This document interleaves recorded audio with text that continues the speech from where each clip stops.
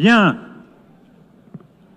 La 5e séance plénière de la Conférence internationale de haut niveau pour le règlement pacifique de la question de Palestine et la mise en œuvre de la solution des deux États reprend. Mesdames et messieurs,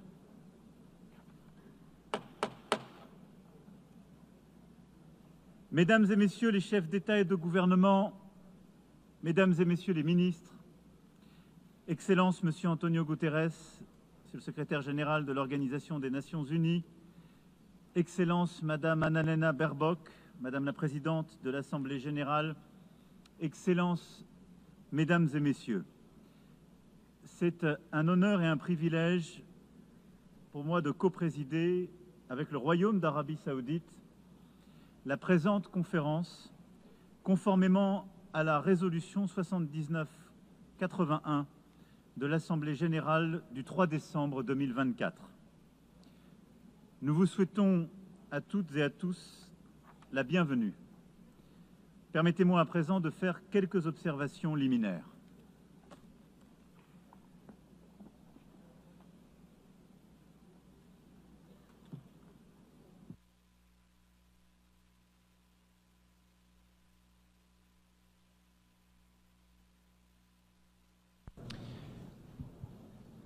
Madame la Présidente de l'Assemblée générale, Monsieur le secrétaire général, Mesdames et Messieurs les chefs d'État et de gouvernement, Mesdames et Messieurs,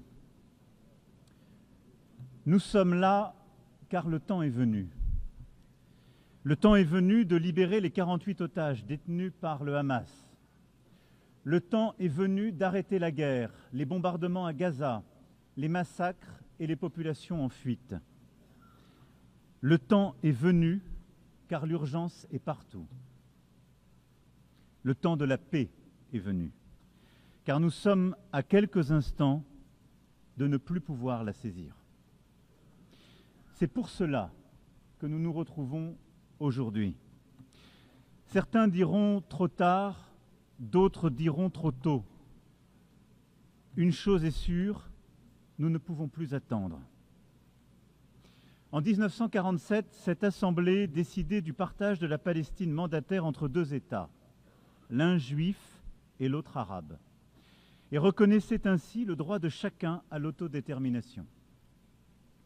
La communauté internationale consacrait là l'État d'Israël, accomplissant le destin de ce peuple, enfin, après des millénaires d'errance et de persécution, et qui put fonder là une si belle démocratie. La promesse d'un État arabe, elle, reste jusqu'à ce jour inachevée. Depuis lors, c'est un long chemin d'espérance et de désespoir mêlés qu'Israéliens et Palestiniens ont parcouru chacun à leur manière. Et nous avons cheminé avec eux, chacun d'entre nous selon son histoire et selon sa sensibilité. Mais la vérité est que nous portons la responsabilité collective d'avoir failli jusqu'ici à bâtir une paix juste et durable au Proche-Orient. C'est l'évidence même qui s'est imposée à nous le 7 octobre 2023, lorsque le peuple israélien a subi la pire attaque terroriste de son histoire. 1224 hommes, femmes et enfants tués, 4834 hommes, femmes et enfants blessés, 251 hommes, femmes et enfants enlevés. La barbarie du Hamas et de ceux qui ont collaboré à ce massacre a stupéfait Israël et le monde. Le 7 octobre est une blessure encore vive pour l'âme israélienne comme pour la conscience universelle. Nous la condamnons sans aucune nuance, car rien, jamais, nulle part, ne peut justifier de recourir au terrorisme. Nous pensons en ce jour aux victimes et à leurs familles. Nous disons notre compassion aux Israéliens et exigeons avant toute autre chose que tous les otages encore détenus par le Hamas soient libérés sans aucune condition. Nous, Français, avons rendu un hommage national à nos 51 compatriotes assassinés ce jour-là et à toutes les victimes du 7 octobre 2023. Nous ne les oublierons pas, jamais. Comme jamais, nous ne cesserons le combat existentiel contre l'antisémitisme. Français, Nous savons la morsure du terrorisme. Nous portons au cœur le souvenir du témoignage de fraternité offert après les attentats commis à Paris le 7 janvier 2015 par des dizaines de dirigeants étrangers manifestant avec eux, au premier rang desquels le Premier ministre israélien et le président de l'autorité palestinienne. Nous savons qu'aucune faiblesse n'est possible face aux terroristes. Nous savons aussi le danger des guerres sans fin. Nous savons que le droit toujours doit l'emporter sur la force. Nous savons enfin de notre histoire que l'attachement à l'universel et à la paix est l'héritage des siècles passés comme la condition du salut. J'affirme cela au nom de notre amitié avec Israël, à qui notre engagement n'a jamais fait défaut, au nom de notre amitié aussi avec le peuple palestinien, pour qui nous voulons que la promesse initiale des Nations Unies, celle de 2 États vivant côte à côte en paix et en sécurité, devienne réalité.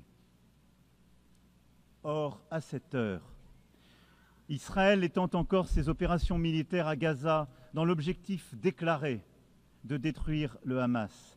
Mais ce sont les vies de centaines de milliers de personnes déplacées, blessées, affamées, traumatisées, qui continuent d'être détruites, alors même que le Hamas a été considérablement affaibli et que la négociation d'un cessez-le-feu durable reste le moyen le plus sûr d'obtenir la libération des otages.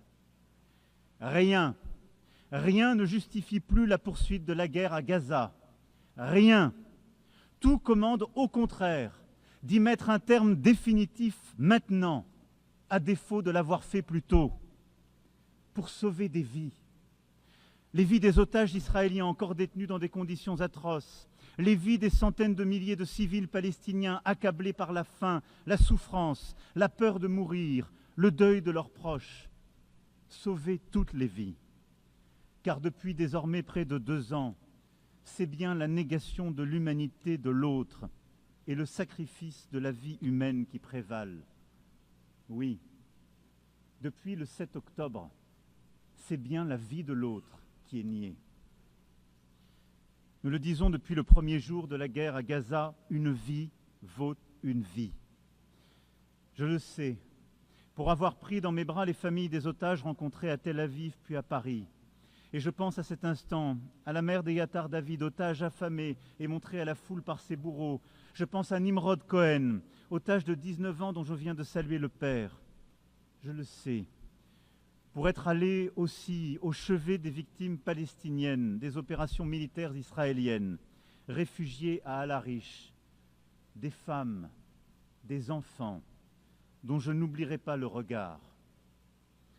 Je le sais, pour avoir rencontré des jeunes de Gaza accueillis en France, et je pense à Rita Baroud, qui aurait dû être avec nous aujourd'hui, et qui continue de témoigner de la détresse de ses proches à Gaza. Une vie vaut une vie. Et notre devoir à tous est de protéger les uns et les autres, devoir indivisible comme l'est notre humanité commune.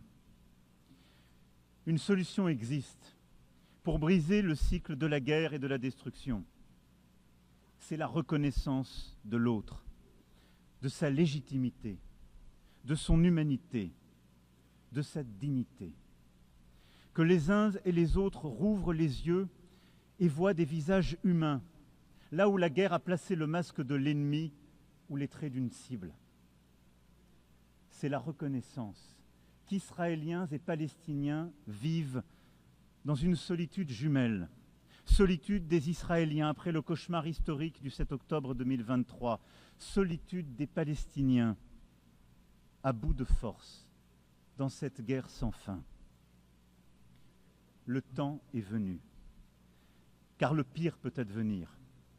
Qu'il s'agisse du sacrifice de tant d'autres civils, de l'expulsion de la population de Gaza vers l'Égypte, de l'annexion de la Cisjordanie, de la mort des otages détenus par le Hamas, ou des faits accomplis qui changent de manière irréversible la situation sur le terrain.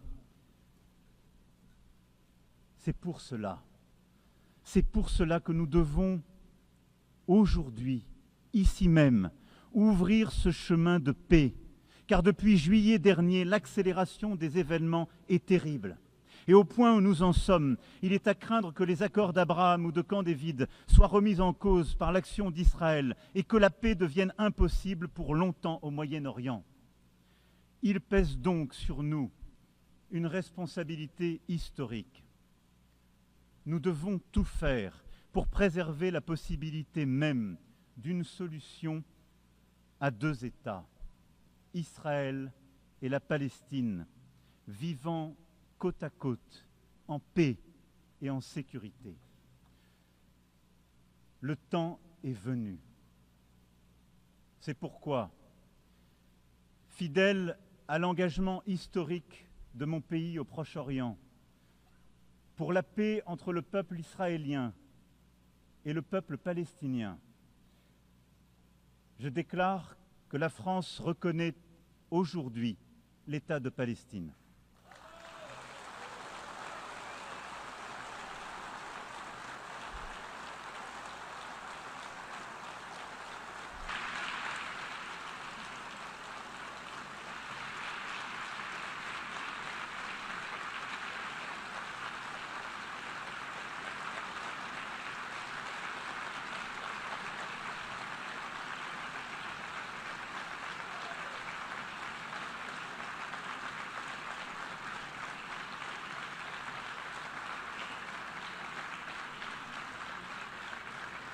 Cette reconnaissance est une manière d'affirmer que le peuple palestinien n'est pas un peuple en trop, qu'il est au contraire ce peuple qui ne dit jamais adieu à rien, pour parler avec Mahmoud Darwish, un peuple fort de son histoire, de son enracinement, de sa dignité.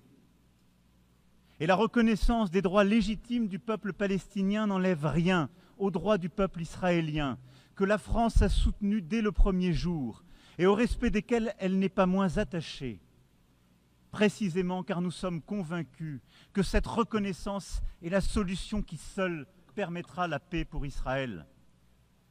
Jamais la France n'a manqué à Israël quand sa sécurité était en jeu, y compris face aux frappes iraniennes.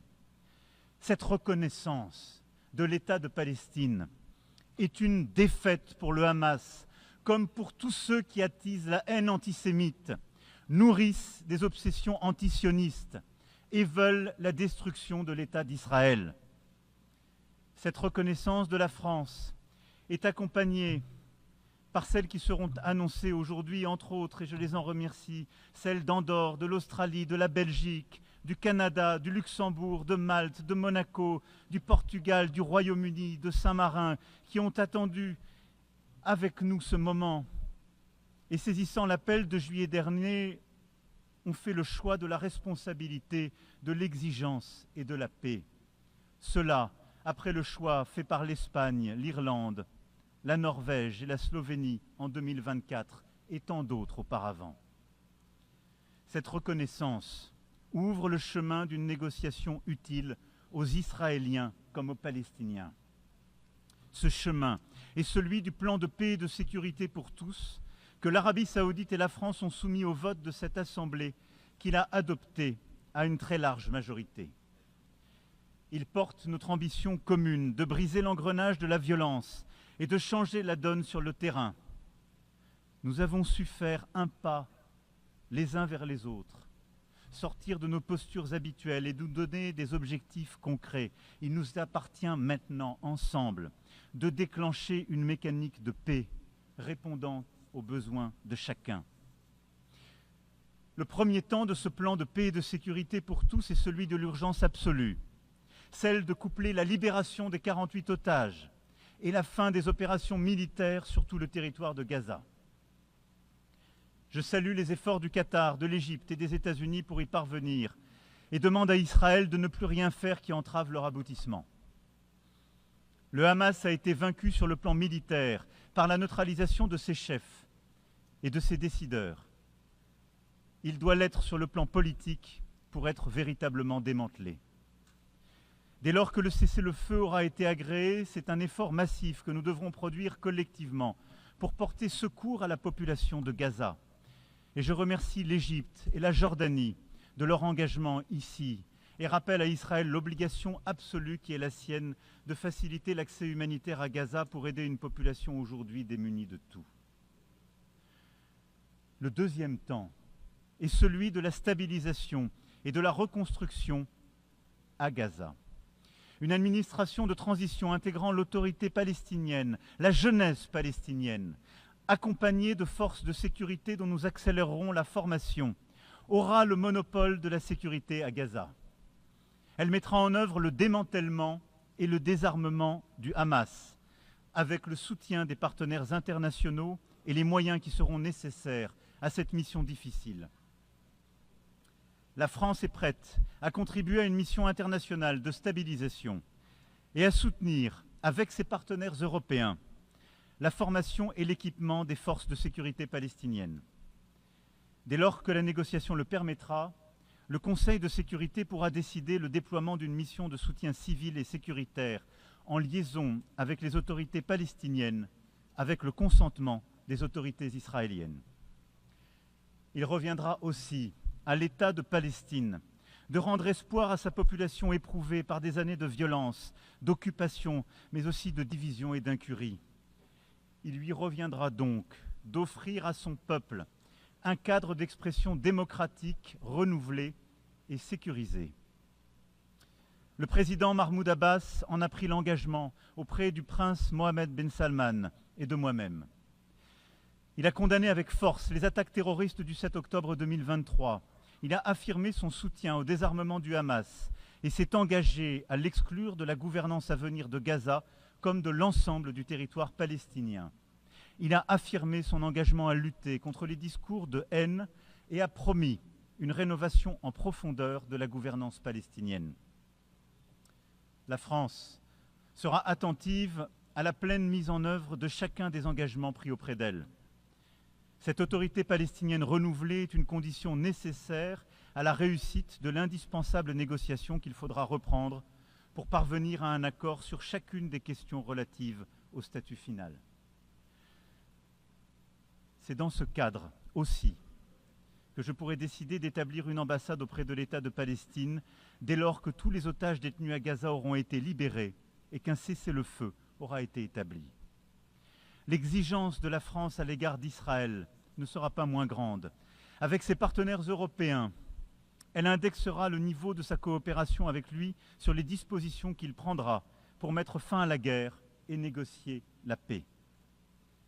C'est bien grâce à ce chemin que nous obtiendrons un État de Palestine souverain, indépendant et démilitarisé, regroupant l'ensemble de ses territoires, reconnaissant Israël et étant reconnu par Israël, dans une région qui connaîtra enfin la paix. J'attends aussi de nos partenaires arabes et musulmans, qui ne l'ont pas encore fait, qu'ils tiennent leur engagement de reconnaître l'État d'Israël et d'avoir avec lui des relations normales, dès lors que l'État de Palestine aura été établi.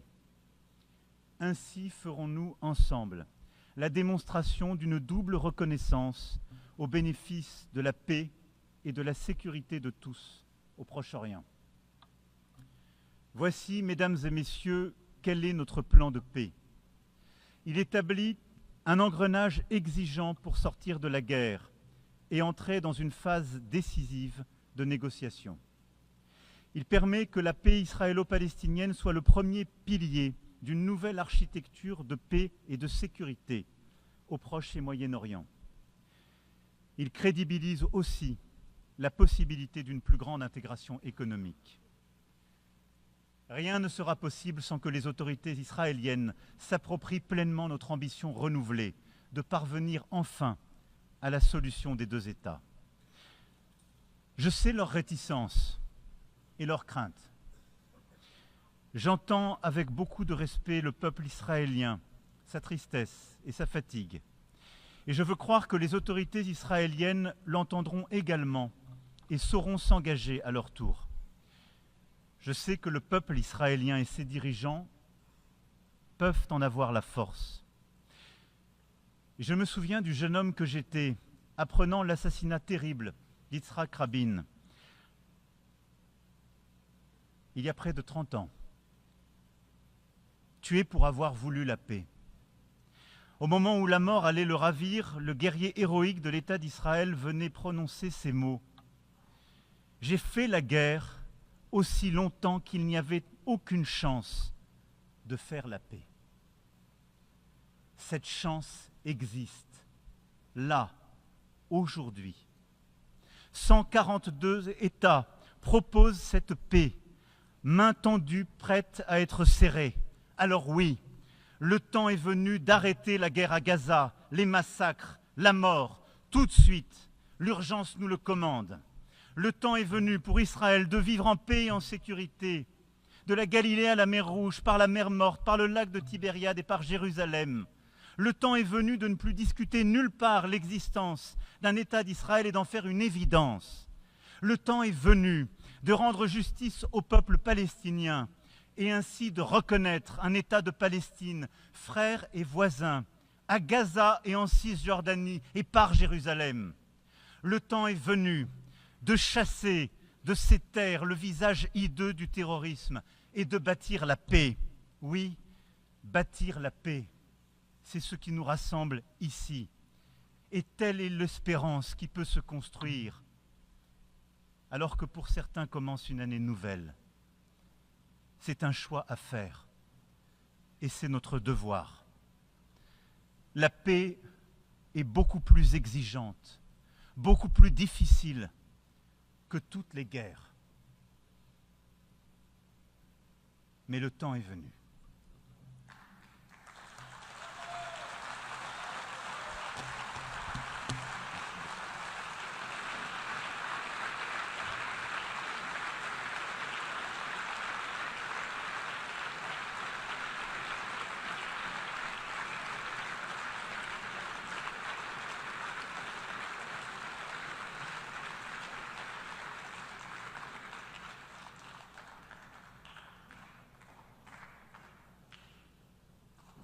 Merci pour votre attention. Je donne à présent la parole à Son Altesse le Prince Faisal bin Farhan Al Saoud, ministre des Affaires étrangères d'Arabie Saoudite, au nom de Son Altesse royale le Prince Mohammed bin Salman bin Abdulaziz Al Saoud, prince héritier et Premier ministre du Royaume d'Arabie Saoudite.